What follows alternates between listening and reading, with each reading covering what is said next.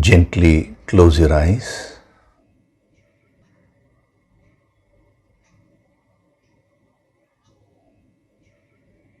Do deep breathing.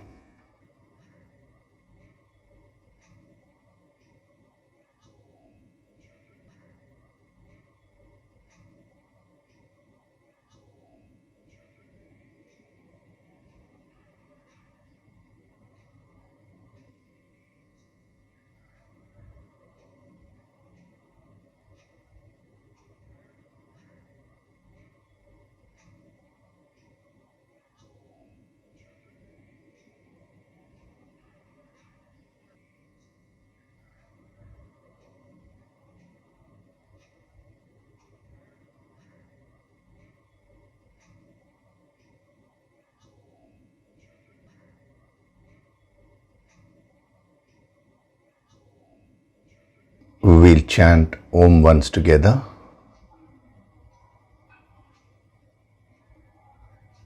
Synchronize the chanting of Om with your exhalation.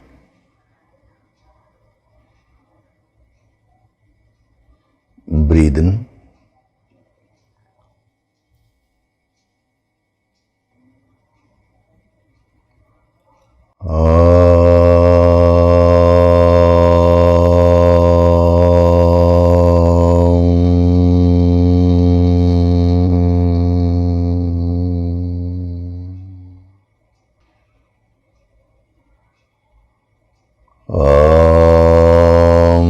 Sahana vavatu, sahanau bhunaktu, sahaviryam karavavahai, tejasvinavaditamastu ma vidvishavahai. Om Shanti, Shanti, Shanti.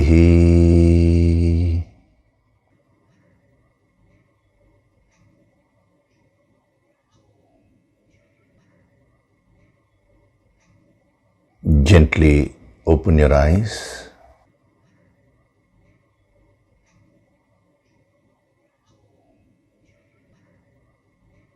We'll chant from verses 1 to 5 of chapter 3.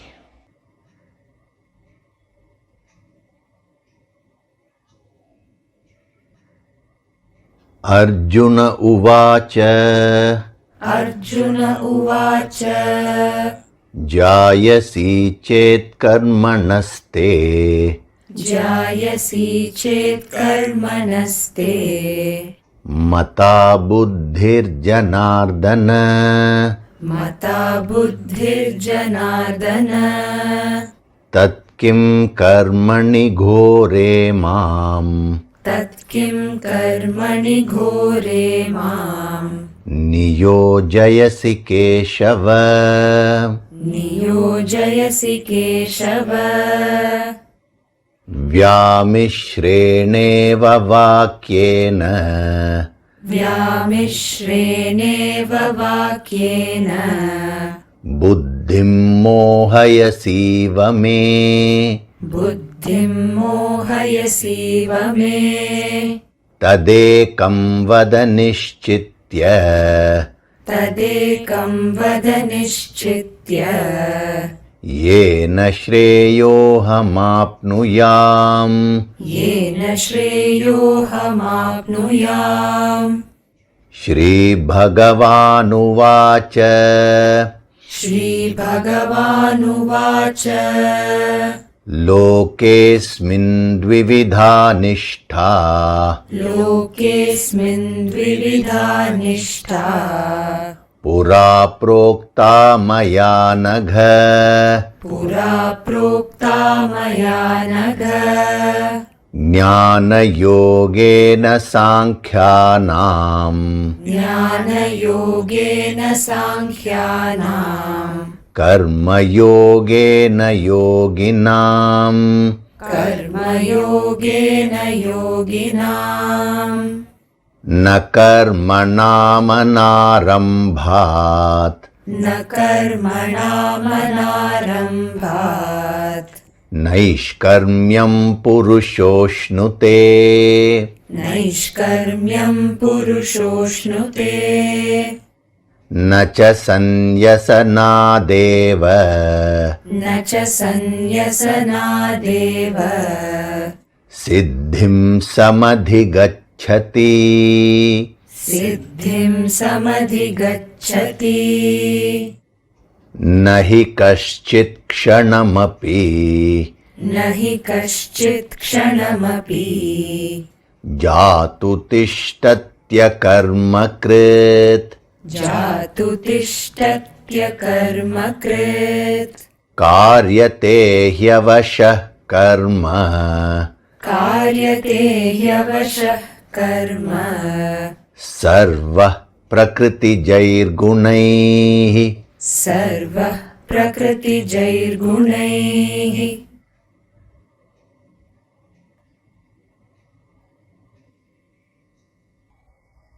Hari Om, and a very good day to all of you.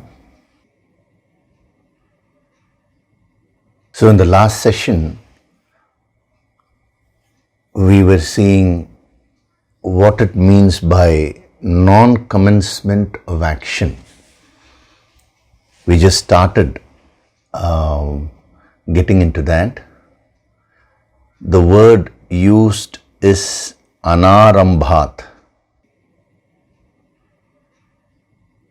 Anarambhat means non-commencement, not starting something. So arambaha means the beginning, starting of something.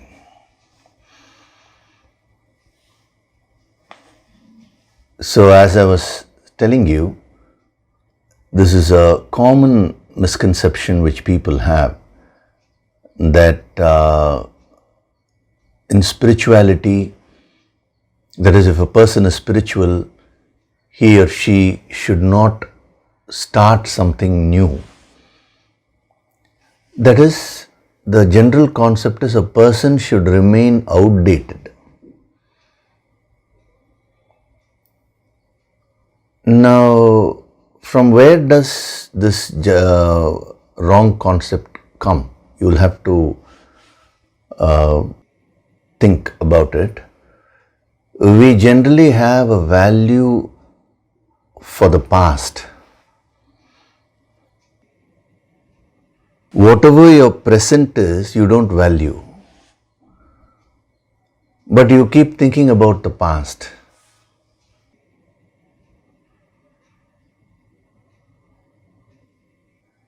Now, when something is said right now, that will appeal to you to a certain extent.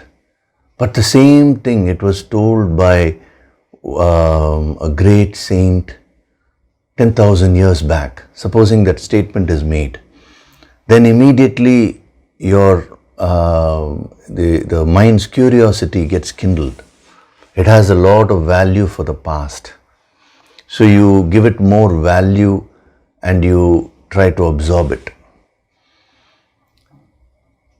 Now this is a weakness of the mind, giving more value to the past. As far as a yogi is concerned, as far as a spiritual path is concerned, it doesn't matter whether something is coming from the past or something is coming right now or something will come in the future. A yogi always sees the logic, the truth of what is being told, rather than who tells it, when was it told and all that. That may be an area of interest for the historians. That is a separate field altogether. So without any logic, if your mind gives value to the past, irrespective of whether what comes out of the past is applicable today or not, is it good or bad, without any kind of analysis. If the mind just gives value, then it is not right. The opposite is also true. If you may even go to the other extreme where you reject the past completely and you feel that anything modern is good. That is also not right. So a spiritual person is very well balanced. So by itself the mind gives value to the past. See, for example, when the parents are alive in the present, the children don't take care of the parents well. After they pass away, they take a photograph and frame it and put it on the hall, and they bow down. They do all these things. That's why a great Siddha said, look after your parents so well when they are alive that you will not find the necessity to keep their photographs after they go away. This is only an example I am giving. When the child requires help, the father does not have time, or the mother or father, they don't give enough time. And then the same child becomes a teenager and wants to be independent. Now the parents will be clinging on to the past. They will try to treat the child, the teenager, like a child, because their minds are still caught up there. So this is a typical weakness of the mind. Without getting into the merit of something, it gives value based on the time period. The Sanatana Dharma doesn't mean that which came from the past. It doesn't stop with that. Even though we are using the terminology ancient wisdom, here ancient doesn't mean old or outdated. Sanatana means that which does not change with time. So it is the same in the past, it is the same in the present, it will continue to remain the same in the future. So 5,000 years back, the Bhagavad Gita was given. Now the same Bhagavad Gita we are studying now. So if you are caught up with the past, now you will not be able to apply the principles of Bhagavad Gita right now in your life. What was the lifestyle of people 5,000 years back? Can you live the same lifestyle now? Starting from the clothes to the hairstyle, I'm saying very basic external things. They themselves have changed. Everything has changed. So you need to see how to adapt the higher principles which were given in the past in the present context, in your context. So when Krishna is telling Arjuna to fight, the context there is a warrior. He's talking to a warrior, and that is his duty, to fight the battle. So he says fight. So we'll have to take the principle. When he says fight, now what he means is do your duties. So you need to find out what your duties in life are and do them. This is called taking the good things from the past and applying them in the present context, in your life's context. This is very important. So since the mind has an undue value for the past, because the mind's tendency is to keep moving away from the present only. The mind never wants to stay put in the present. It is through sadhana, as you become a yogi, that you learn how to focus, how to concentrate in the present. So due to this weakness, this misconception has come about that if you are spiritual, you cannot be See, actually there is nothing like modern and old and all that. It is just that the trend keeps changing, that's all. The external trend keeps changing. The external trend may change, but the infinite consciousness within you never changes.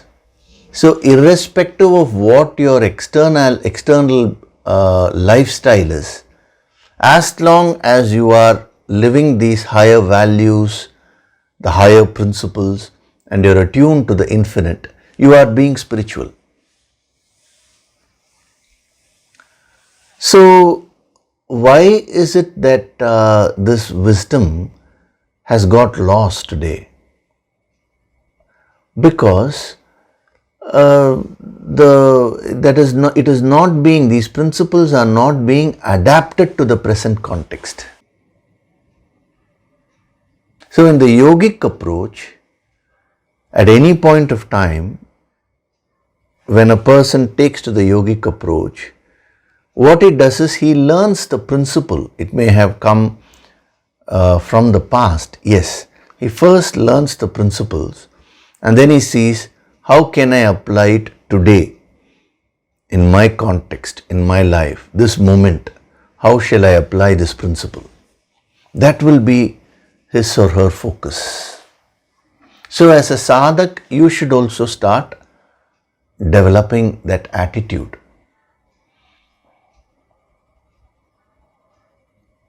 So when we say arambaha, one is starting new things, fresh assignments. The other is you may be doing the same thing, but doing it in a fresh way.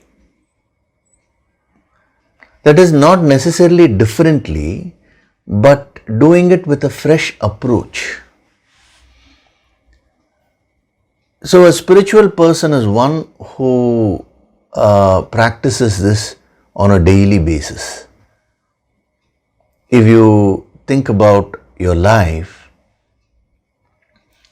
the life is a series of arambaha, we can say. The arambaha or starting of various experiences. So a yogi does not go against the flow of nature. See, remember this, whenever you go against nature, you will have to suffer. This is a law. This is true at the society level, this is true at the individual level also. For example, if you take your physical body, nature has designed it in a particular way. It requires some sleep, certain amount of sleep. It requires certain amount of food. The breathing has to be deep and proper. It requires some water. It requires some exercises. So unless you go along with the nature and do all these things, your body will not be healthy. If you go against it, then you will have the negative repercussions. So when a yogi looks at life, he can clearly see that there is this flow of experiences, a series of arambaha, a series of starts. Something starts and then ends. It's like a wave, you know. If you take the ocean, the waves are there. So a wave starts and then peaks and then ends. Again starts, peaks, ends. That is how your whole life goes, experiences. See, you need a little bit of depth in your perception to be able to see this. So if you go along with this flow, when the experience starts, you will also focus there. And then when the experience peaks, you will maintain your focus, intense focus. And then when the experience ends, now you will forget it. You will forget it in the sense you will go beyond that. You will go to the next experience. Again the start, the peak and the end. So a yogi lives his life moment by moment.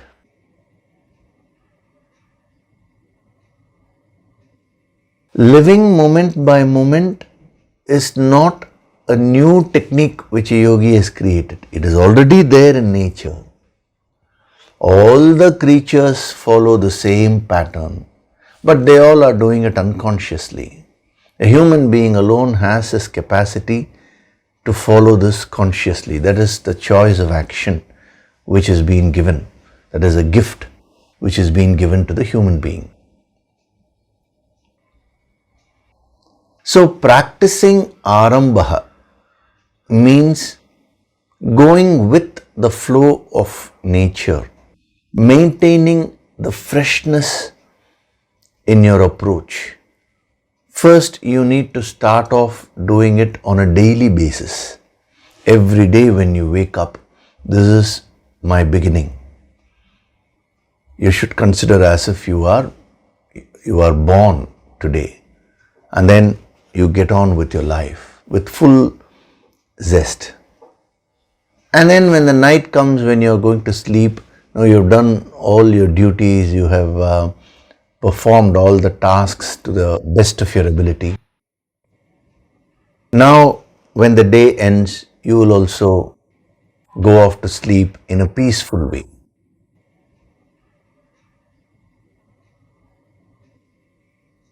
Whereas what the mind does is, when the new experience starts, when the new day starts, instead of focusing on what has to be done today, the mind keeps thinking about what happened yesterday, what happened last month, what happened last year, what happened 10 years back. There is no end to the mind's rambling. So without any control, the mind keeps going. Then you are not going with the natural flow of nature. The past is dead now, but you are keeping it alive in your mind. When an experience gets completed, that is over. But you are, due to your attachments, you are constantly keeping it alive in your mind. What is not real, your mind is attached to that. So, the sadhana here is to stop the mind from rambling to the past, the ghost, we can say, of the past.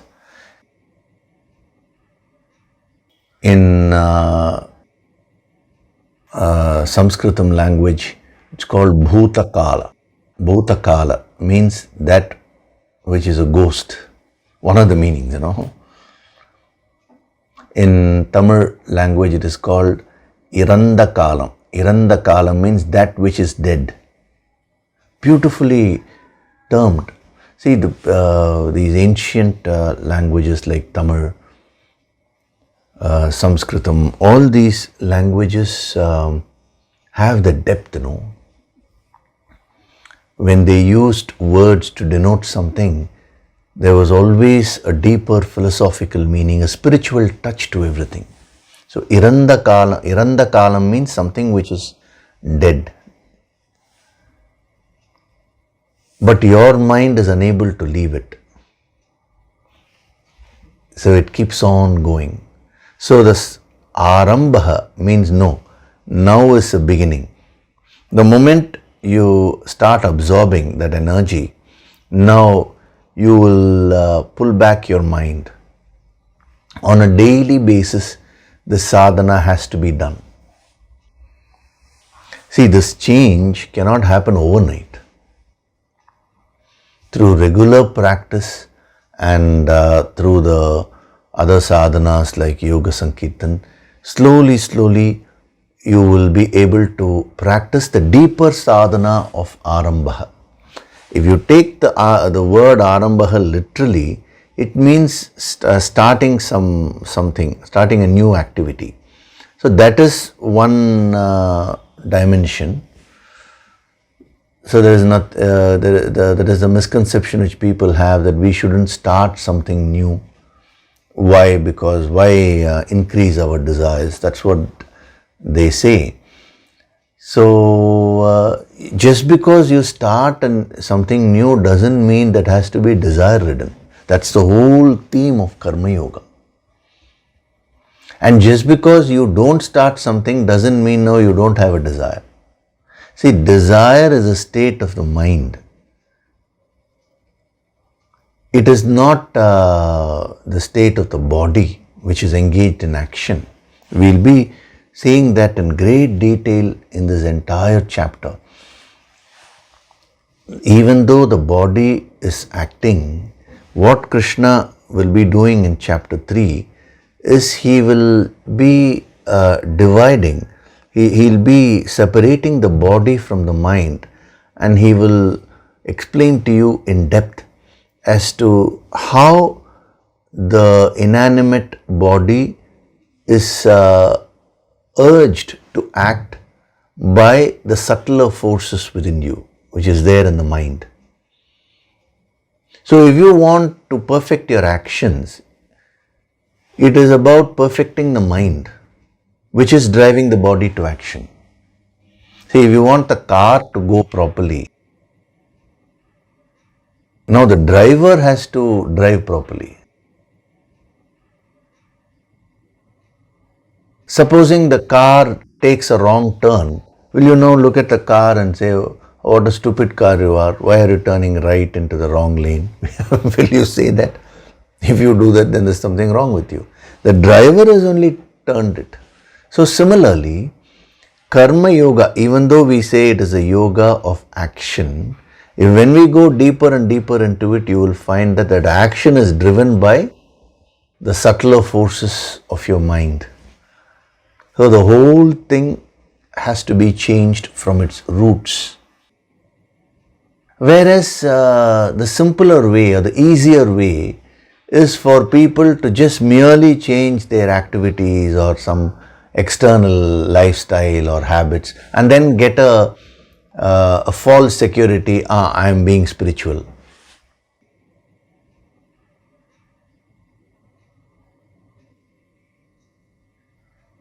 That is of no use. All the rituals and pujas, the worship methods which were given, unless and until they are done with that bhavana, it will not create the transformation. When I was young, I read this incident, it came out in the newspapers and all, where a lady was caught in the Tirupati temple, the Tirumala, temple, where for many days she used to go there, and then there were certain walls which had this golden cover, I think it is original gold plating and all that. So she grew nails and she used to keep on scratching, and little bit of that metal will be here, and then go away. Like that for many days she was taking the gold. So after a few months she was caught, and quite a considerable amount of gold she had robbed,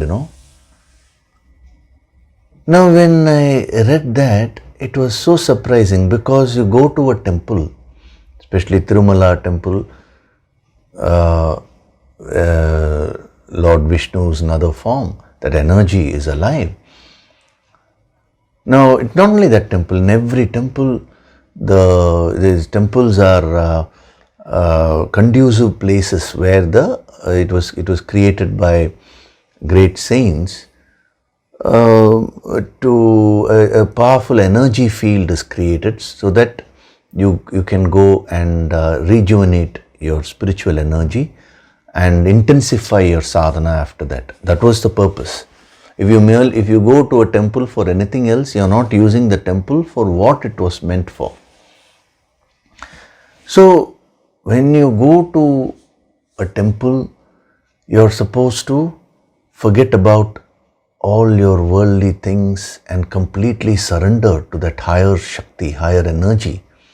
But instead, standing there, where was her mind? On the gold. And she was trying to rob the gold. Now, probably till she was caught, people may have thought that she is very, very spiritual. Why? Every now and then she is going to the temple.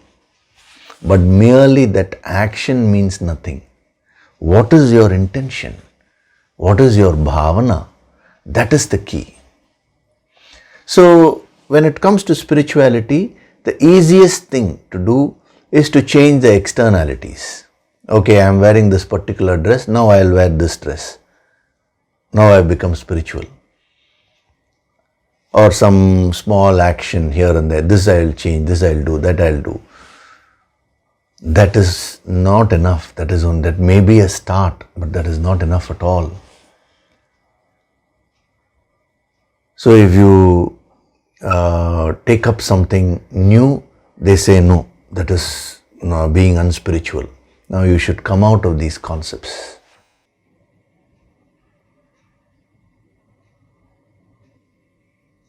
This is the simpler meaning, but the inner meaning, the deeper yogic meaning, the sadhana of arambaha is what is very inspiring. That is what I had explained just now. Considering every day as your starting point, that is the sadhana of arambaha. And not only every day, then as you advance, you will be able to consider every moment as your starting point. You will start living moment by moment. Any master, any yogi lives moment by moment. It's not that he forgets the past. He doesn't allow the mind to go to the past on its own. If required, whenever required, he has the capacity to direct the mind to the past and learn from that. See, you should use your past experiences to learn the right things so that you don't repeat the mistakes today. But as long as the mind is sent consciously to the past, there is nothing wrong. But when it goes on its own, without your control, that is when you are not doing the sadhana of arambha. So how do you control the rambling of the mind? How do you prevent the mind going to the past on its own? By getting into this perception, by doing the sadhana of arambaha. This is my starting point. So the moment you start thinking on these lines, now today is my day, today is my start, so let me give it my best today. Now automatically, as you start absorbing that energy in a deep way, automatically the mind will stop going to the past. It's a very powerful sadhana, So arambaha, beginning or commencement, which means as far as you are concerned, right now. Just this moment, this is your starting point. If just for a second, if you can even imagine that, this is a fact only, but I would say if you are unable to see it as a fact, at least the imagination, just think for a split second that this moment is your starting point of life. Now your entire approach will change. Have you seen a baby who's just born? Now he or she looks at the world with so much of wonderment, with so much of curiosity, with so much of interest. Now your life will also become very spiritual if you develop this attitude. You literally become like a newborn baby, very pure, innocent. The same things around you now will become so enjoyable. Every day when the sun rises and the sun sets, it is a new sunrise, it is a new sunset. You will enjoy it as if you are seeing it for the first time. Every day when you do your activities, whatever be the activity, you will start doing them as if you're doing them for the first time. So that will bring a lot of interest and zest into your life.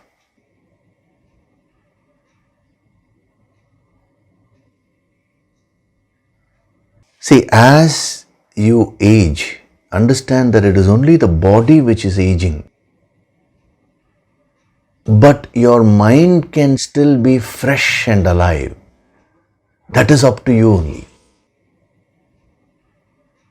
I've seen many people who may be physically old, but they have more zest, more life in them than many younger people. How is that? It is this attitude only.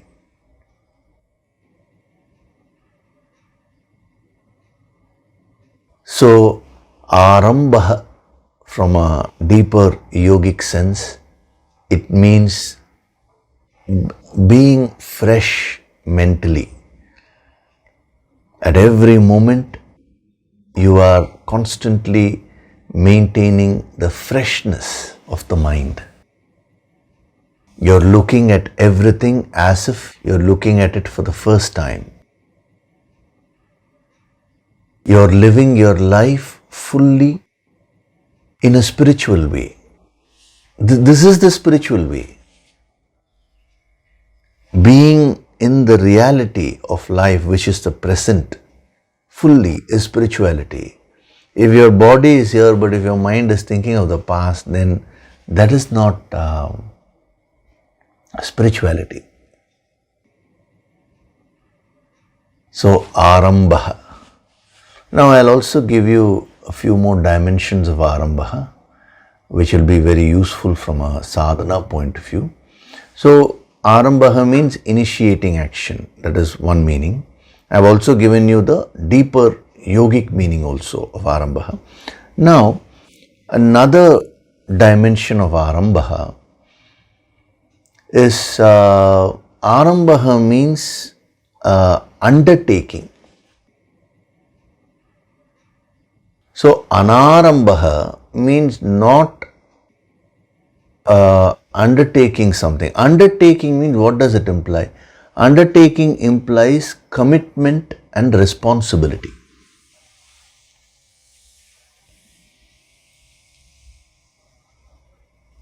See, the theme here is Krishna is telling Arjuna that escapism is not the way of spirituality. That is not correct. Now, here Krishna is giving different ways of escapism, how the mind wants to escape. See, escaping from action doesn't mean it's not restricted to stopping the action alone. Even if you are acting, if your attitude is not correct, then that is also considered escapism. That is what we are going to see. Different ways by which the mind tries to escape. So the first kind of escapism is the mind wants to run away from action, not start something new. Even here, Arjuna didn't want to start the war. That is why Krishna is directly using the word anarambha. Anarambha is not the right approach, he says. So in life, when you don't do your duties properly, later on he'll be saying karyam karma, which means you have to perform your obligatory duties to the best of your ability till the last minute of your life. So when you don't do that, that is one way of escaping. That is escaping from activities. When you don't start an activity, it means you're escaping from the activity. So you're running away from your duties in the name of spirituality. See, it is an irony. Today, spirituality has been so misunderstood that people are afraid to come to spirituality because they think spirituality will take you away from life. Whereas it is this ancient spiritual science which actually helps you to live your life fully. You see the context here. Arjuna is trying to run away from the situation, and after hearing the Bhagavad Gita, he gets the strength to face the situation. So the spiritual wisdom helps you to face life, to do your duties properly. So this is a general trend that if I, dropping off all the duties, that's why he uses the word sannyas later on. When we come there, we'll see about sannyas also. I'll give you very many deep facets of sannyas. Of course, as we go further and further into the scripture, he'll be giving more and more dimensions of all these things. But in this verse, a gist or the fundamentals are being given to you, which are, I would say, the foundational principles of Karma Yoga. So the first principle of Karma Yoga is escapism should be avoided. Now, what are the different types of escapism? So one form of escapism is you don't start anything new. That is not okay, he says. Or you shirk your obligatory duties. You don't do whatever you ought to do. That is considered as spirituality. That's the most interesting part. He says, no, you're nowhere near spirituality. By shirking your duties, you cannot obtain the highest state. What is Naishkarmyam? We'll see that. Now, the other dimension is, supposing you're doing the activities, you're unwilling to commit, to take up the responsibility. That is another form of escapism. A spiritual person is one who takes up more responsibilities. See, even if you do your sadhana properly, you will become very, very responsible in life. So, when you shirk your duties, you are being irresponsible. If you are doing your duties, but if you are not committed, again he says that is also one form of escapism. So one is escaping from the very activity, the other is escaping from the responsibility, not wanting to commit. That is another weakness of the mind. The mind is afraid to commit. This is a common thing which I hear many people say, oh, I don't want to commit. Even in a relationship, I don't want to commit, people say. That has become a general trend. That shows the weakness. A person who is very strong will not be afraid to commit. See, when will you be afraid to commit? When there is a fear that you will not be able to fulfill that commitment. Because the moment you commit, with commitment comes a lot of responsibility. When you don't have the strength, the inner strength to face the responsibilities, to take up more responsibilities, that is when you will avoid committing to something. If you are not at all interested in that particular activity, that is different. That is the swadharma. That is not your swadharma, it is not your nature. That's not what we are talking about. But in your field of swadharma, how committed are you? How responsible are you? Even in the corporate world, when an employee is promoted to higher and higher positions, what the management looks for is this commitment and responsibility. See, a CEO of a company is also working for X amount of hours. Now the person who is under him, he is also working for X amount of hours. Now a person who is further below, he is also working for the same number of hours. Now all of them are working for the same number of hours. And why is the CEO paid more? Then the gradation, the next person is paid a little less, next person is paid a little. Why is that? Because even though they are putting in the same number of hours in terms of work, the responsibility is more. The commitment and responsibility of the CEO is far, far higher than a manager of a small team. If anything happens anywhere in the company, the CEO is responsible. So he is taking that pressure. That is what he is being paid for. This question was asked to me long back in one of the seminars. It was a corporate management seminar which was given. As I was talking in the question answer session, a person actually asked this. There is a salesman, there is a sales manager. Why should the sales manager be paid more than the salesman? And then why should the CEO be paid more than the sales manager? All of them are working for 8 hours or 9 hours, whatever, the X amount of hours in a day. Then I explained to him, because the responsibility increases.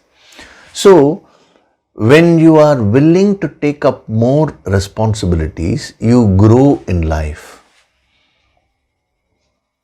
So, as far as spirituality is concerned, as you keep growing in spirituality, you will naturally take up more and more responsibilities. Anything you do, you will do it with that commitment.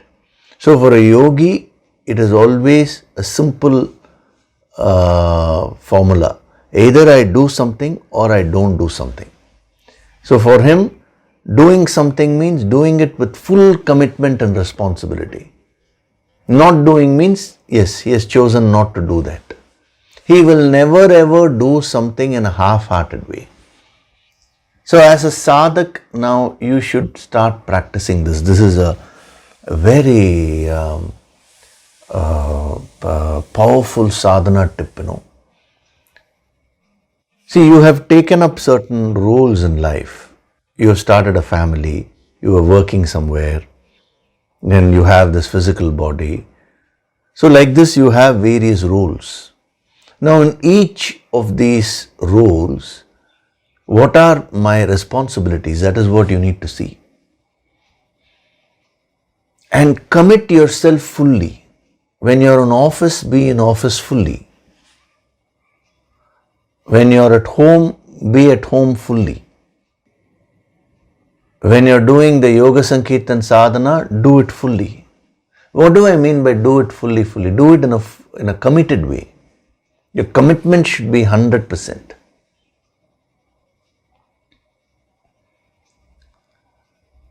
The problem is when you are at office, you are thinking about home.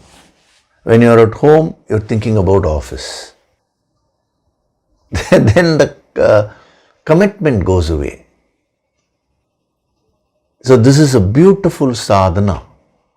Whatever activity you are doing, do it with 100% commitment. Take up the responsibility willingly. See, as a spiritual sadhak, you should take up more responsibilities in life. So as a sadhak, now develop this quality of commitment. Arambaha, beautiful dimension. So the first dimension is you are giving up activities. The next, that is the anaramba, how you escape. The other dimension is you do activities, but you do it in a non-committal way. You do the action, but you are not willing to take up the responsibility.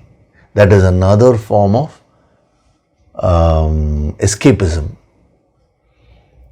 These are all the various blocks which you need to remove if you want to master karma yoga. Then another dimension of arambaha, this will also be very useful to you. Arambaha literally means speed. That is being fast, being quick. That is arambaha. So anarambaha means being slow, reducing your speed. This is another block which people have. When they get into spirituality, a lot of emphasis is laid on be calm, be peaceful. So people take it literally. They think by slowing down the pace of action mechanically, now then only they can be peaceful. This is a big block which the mind faces in the spiritual path. The speed of the activity has nothing to do with your level of calmness. Actually, if you're more calm, you will be able to do your activities more quickly. In the sense, not in a hurried way. See, you should understand the difference between doing things in a timely way and doing things in a hurried way. If you're doing things in a hurried way, that is a sign of mental agitations. But if you're doing things very slowly, then also it is tamas. He says it is a form of escapism. As the saying goes, justice delayed is justice denied. When you do some activity, you have to see the context in terms of time. When you don't do things in a timely way, it is as good as not doing those activities. That is why he says it is escapism. So one is to do your activities, other is to do it with commitment. The third the sadhana of arambaha is doing it in a timely way. What do we mean by doing it in a timely way? When you are a student, you are supposed to study. That is your only work, no? The play and the entertainment, that is all there to relax you. But your main duty is to study. But when you are a student, you don't study. That is anarambha. And then when as you grow up, when you marry, you have certain responsibilities there. Then when you go to office, when you work, you have certain responsibilities there. That's how life goes. But the tendency of the mind is to not to do things in a timely way. I know a person, he does things always after a while. That is, when he got married in his life, he was thinking about his bachelorhood days. I'm missing that and I want to go with friends and all. So he left all the duties here. Then when he got kids, he was thinking about marriage. Oh, how wonderful it will be to spend time, this, that. And now when the kids, when the children were babies, he didn't give any time there. But as the baby grew up, now he wanted to go and play with them, as they had gone to the next phase. I want to play with you like babies. Children used to resist. So he used to feel bad. So when he came to me for advice, I told him it is very simple. You are doing the right things, but your tendency is to do them a little late in life. So now you need to change that energy pattern. In the first case, you are not doing the right things. Here you are doing the right things, but at a wrong time. You're going on postponing. So the tendency to postpone and not do things in a timely way is another way of escapism. non-commencement of action, that is arambaha. The reducing the speed, acting in an unnecessarily slow way, that is also tamas. If you act very slowly, that is tamas. If you act in a hurried way, that is rajas. Some people are, what can we say, too much hyper. That is an agitated state. But a sattvic person is one who does whatever he has to do in a calm and composed way within the prescribed time. That is very important.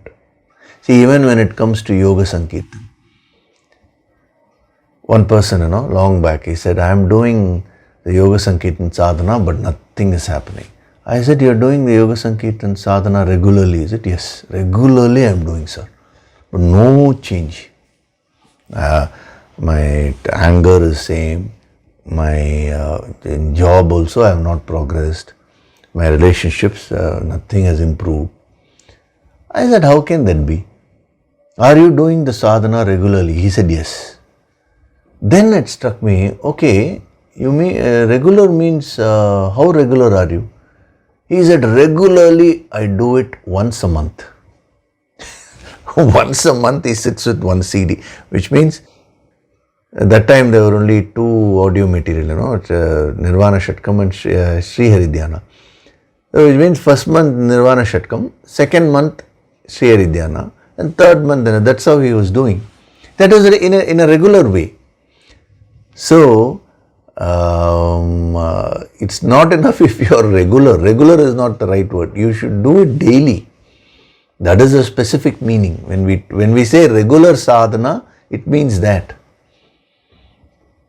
So he was doing the sadhana, but reducing the speed.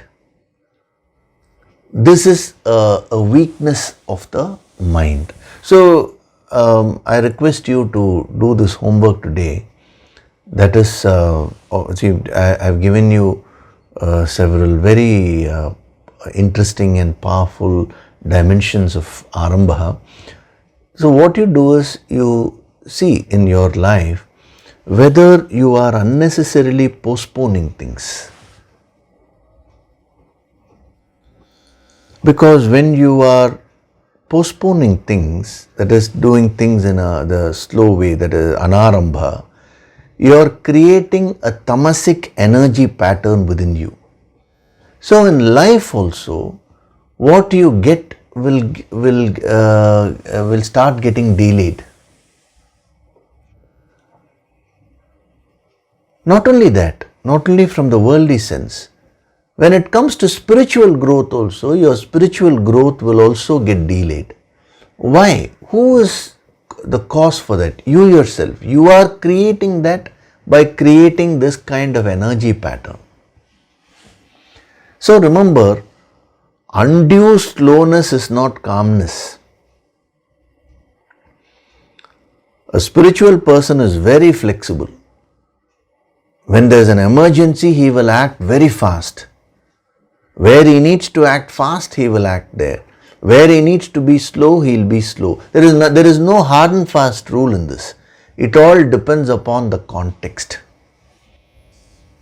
So when we were talking about commitment and responsibility, one of the tip which was given to you was fix goals in your life, develop that ichha and clear-cut goals and start fulfilling them.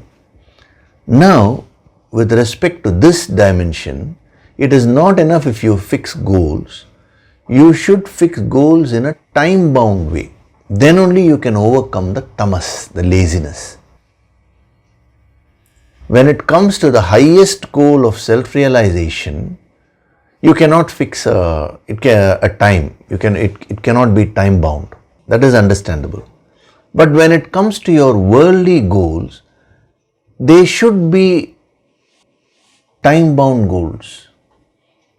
Otherwise, what will happen is you will give room for the tamas or laziness to take over. you will start doing things in a slow way. Your progress itself will become very slow.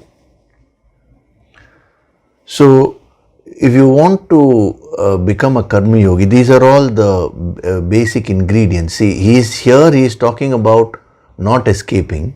Later on, he'll be giving you all these ingredients, but I'm introducing these principles to you here itself.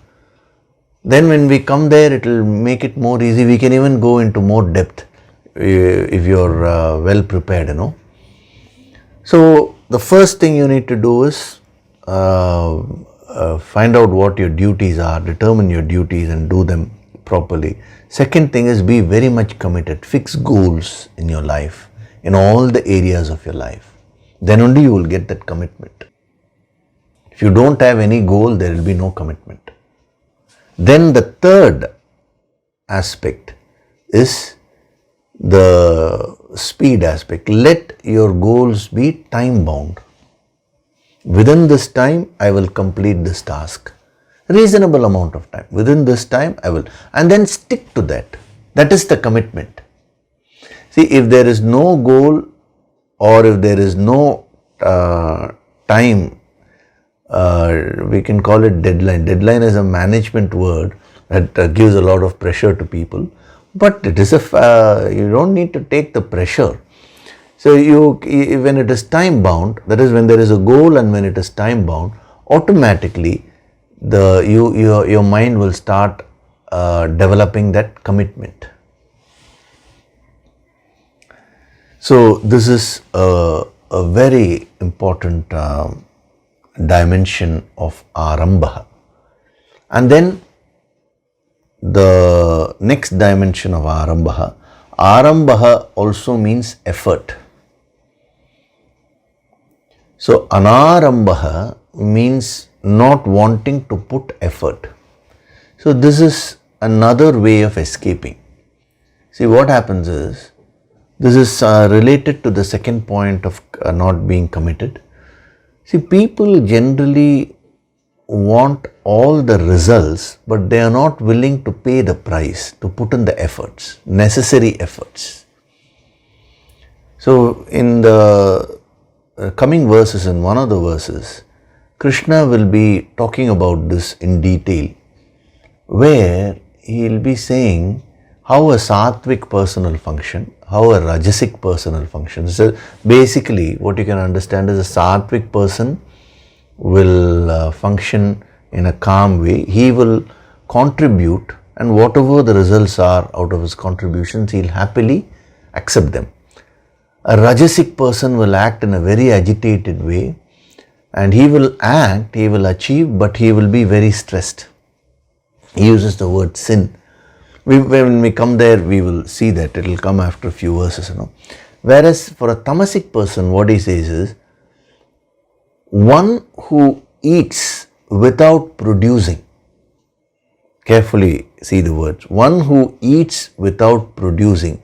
He says such a person is a stenaha. Stenaha means thief, he says. A very, very strong word is being used by Krishna. To call a person a thief, that is a very strong word. One who eats without producing. Beautiful, it's poetry there. Means one who wants all the results in life, who wants to enjoy the benefits, but who does not want to put in the effort. So as a sadhak, you should develop this quality of putting in the efforts in any field. If you want some result, be prepared to put in the right kind of efforts there. Overcome your tamas. See, the reason why, when we come to that verse, you'll see the reason why he uses that word in a strong word as thief is to take it, like literally taking a hammer and giving a blow to the tamasic quality. Because when you don't contribute but you just want to enjoy the results, you are actually creating a karma bandhan. Karma bandhan means you're increasing your karmas unnecessarily. So that will not allow you to grow spiritually after a while. So as a yogi, as an aspiring yogi, never ever go for anything free. See, this is another tendency of the weakness of the human mind. Whenever you want to avoid effort, you want something free means what? You want to avoid the effort. You don't want to pay the price, but you just want the object. That is what it is meant by wanting something for free. So whenever that tendency is there, that is tamas. It will unnecessarily increase your karmas. So as an aspiring yogi, never go for anything free. Always see what can I contribute. How can I contribute? The beauty of karma yoga is go on contributing. And the results will come. When the results come, when the benefits come, that you take it as the prasad, the gift of God, and you enjoy that. There's nothing wrong with that. It is interesting. The many products are being sold, keeping this weakness of the human mind, taking into consideration that weakness. They do the marketing. You buy one, get one free. They put it. How long are they going to give you free? So when by buying, they want you to develop that habit. They want you to get used to that product. So after that, the free element will be taken off. But you developed an attachment to that product. So you will keep paying and buying. That is their whole idea. So initially it started off, I remember, buy one, get one free. That was a big scheme for one particular product. And then slowly, buy one, get two free. Buy one, get three free. It's very interesting. So the mind will immediately get attracted as a yogi pause there. I'm not saying don't go for offers, but if your mind is craving for those kinds of things, then you have this tendency of not wanting to put the effort, but wanting all the benefits. Remember, in life, nothing comes free of cost. If that person is giving it free, it means there's some benefit he will be getting either now or in the future.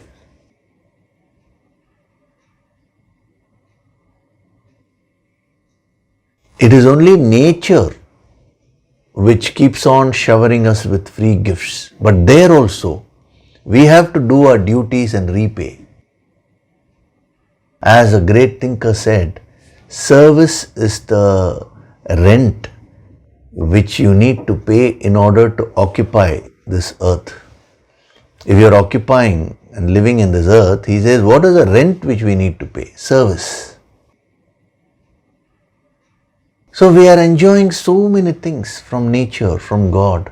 Have you ever said thank you to all that? No. We are only looking for two more things we want. How to exploit another person and get something free. So a spiritual master is one who keeps on giving. His only focus is on giving the highest energy to everyone. And a true guru, a true master will never encourage this kind of a tamas in the students' minds also. That is how this entire system was built, was designed. So these are some of the dimensions of arambaha, very, very practical and powerful dimensions. So we'll stop with that today. You think about them. You absorb the energy of what was given, because see, these things will, if you absorb and put them into practice, you will completely root out the tamas within you. That is our first aim. If you want to spiritually grow, means you have to overcome your tamas. Every now and then the mind will keep going. If you move to the next level, the tamas will manifest in a subtler way. That time some more tips will be given.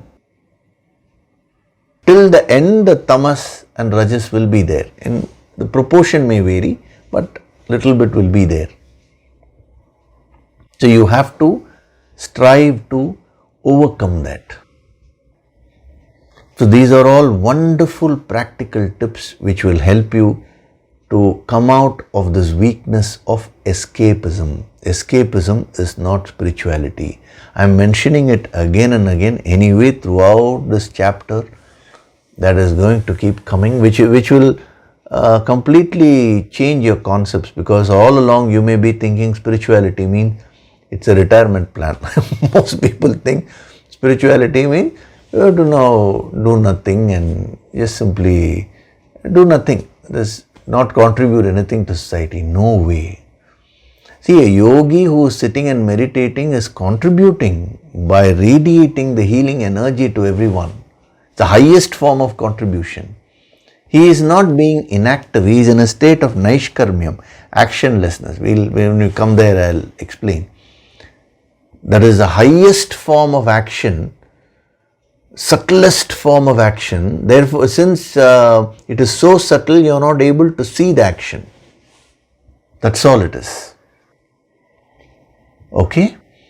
So, we'll do the meditation now. Before the meditation, tomorrow we are starting the 22-day empowerment, very, very powerful course, the Anandoham. You've been doing the preparatory meditation. A lot of healing has been given. Many people have sent messages that already a lot of benefits have started coming. Yes, that is going to increase tremendously. So, tomorrow morning, 5 a.m. Indian Standard Time, the program will start.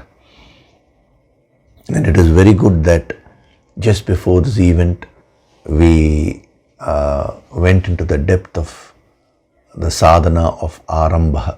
Because the more you overcome your tamas, the better you will be able to gain the higher benefits of these kinds of empowerment programs. Because when in the empowerment program, the energy is very high, and if you have a lot of tamas, you will not be able to receive that fully. So it is a blessing in disguise that just before that we are talking about not escaping, that is overcoming these inner blocks. And anyway, in the empowerment program, this time the energy is going to be very high. A lot of blocks are going to be removed. So do it with full commitment. Follow these, whatever was given, here. You're taking up the responsibility. By attending the empowerment program, a lot of responsibility to do sadhana. Do it in a very committed way. And those people who have registered their parents, that is, especially a few parents are unwell and they have requested for healing, that will be kept separately. And during the empowerment time, the healing will also be given to them. If you can play at least the audio for them, supposing they are not in a position to see that, at least the audio. If they can see and attend, that is the best. Similarly for children, especially babies, a few babies have registered. That is somehow very inspiring for me, Because the baby doesn't even know, but the parents are getting the thought that they have to register for the baby. See the karma of the babies, They are all going to become great people when they grow up. So as far as babies are concerned, the request to the parents is that don't force them, don't do all that. A separate empowerment and healing will be given for them that help. So let them just enjoy. If a baby is in a good mood, just play the empowerment, and with that you can do. But if it is restless, means you divert the energy of the baby and you do the empowerment. Okay, I hope it's clear. So now we'll do the meditation. sit in a comfortable position. Gently close your eyes.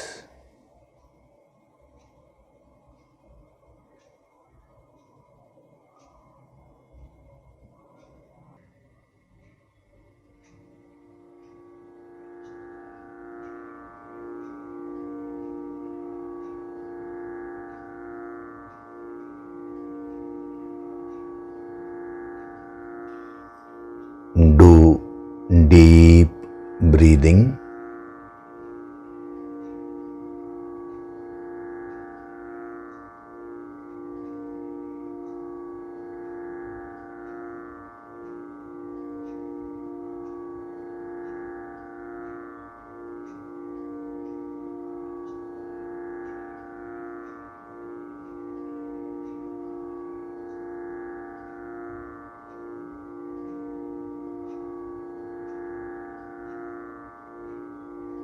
With every breath, feel the divine vibrations.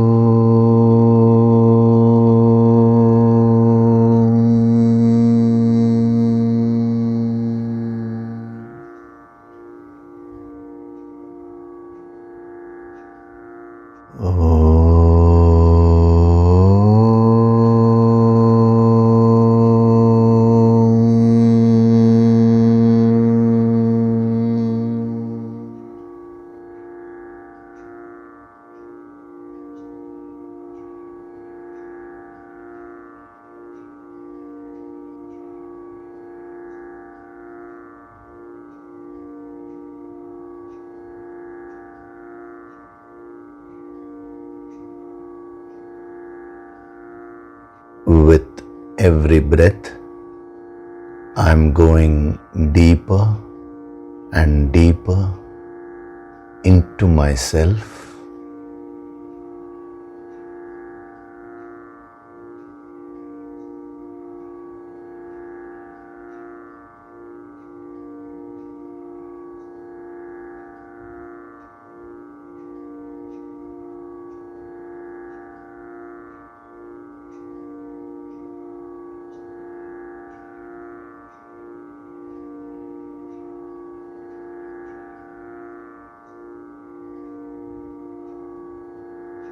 I am not this physical body. I am not this mind. I am not this intellect. I am that supreme, infinite self.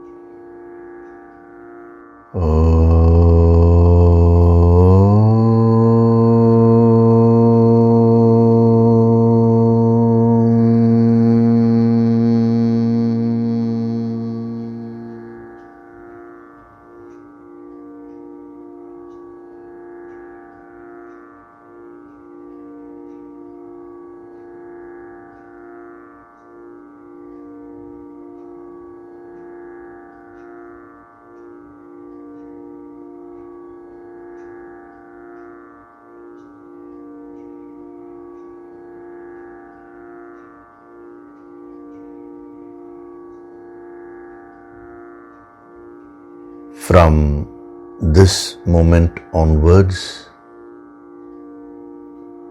I choose to do the sadhana of arambaha.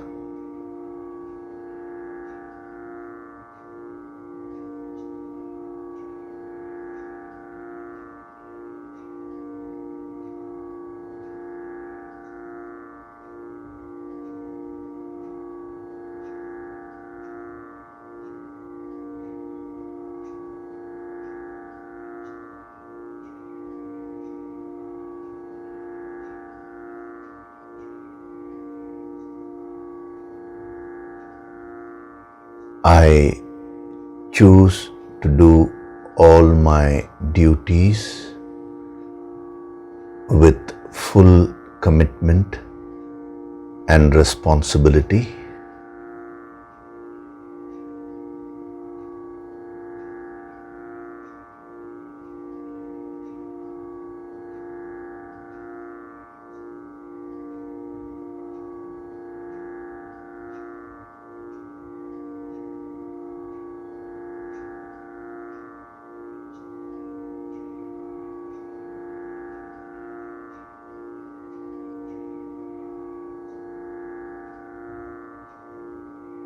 I choose to do things in a timely way.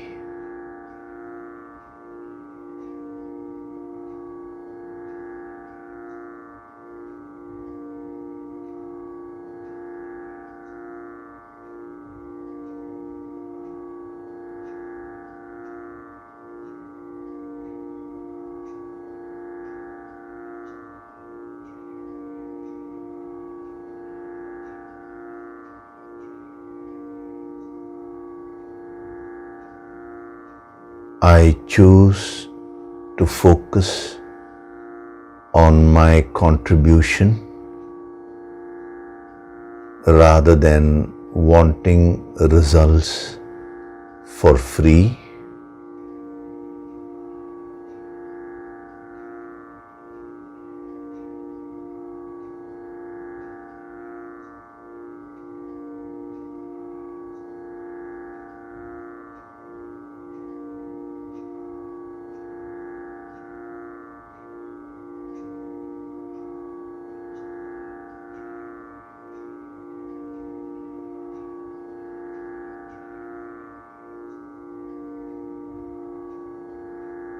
I am Swayam Prakashit, self-illuminating.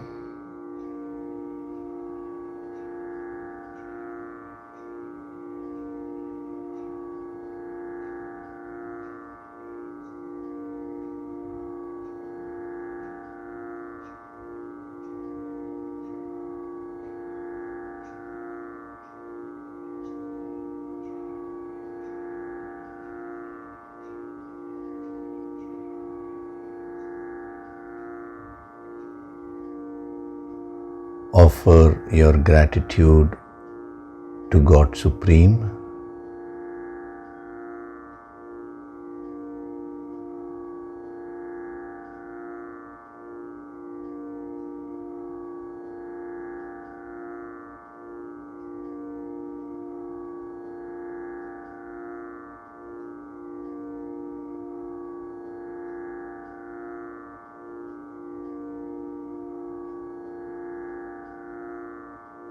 Offer your gratitude to your Guru and all the holy masters.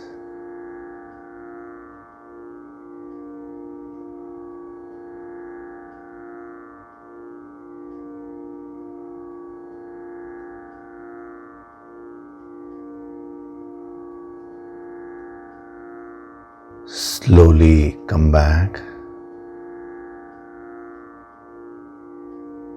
Wriggle your fingers, your toes.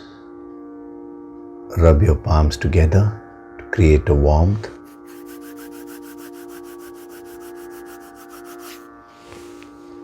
Cup your eyes with your palms.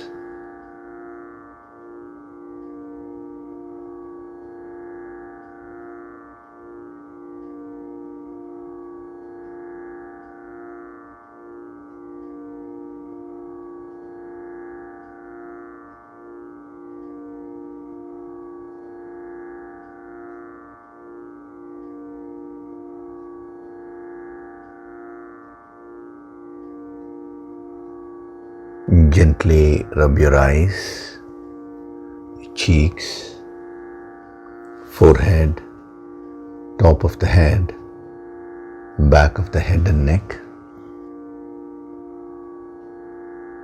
Slowly open your eyes.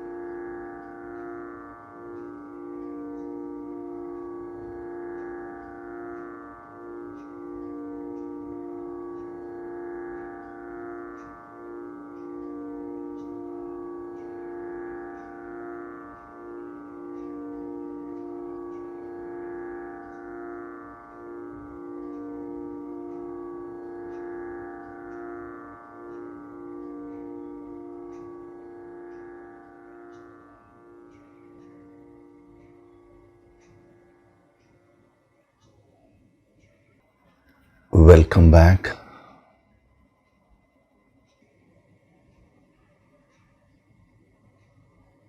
It was such a powerful session today.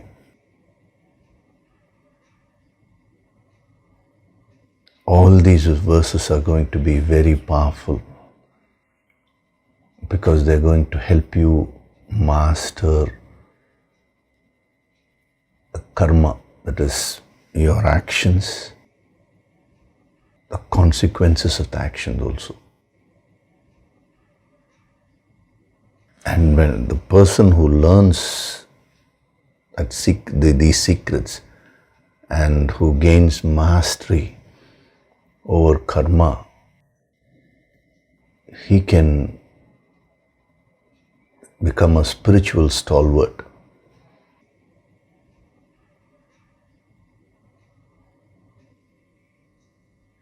And not only that, as I told you, it is a great blessing that just before the Anandoham course,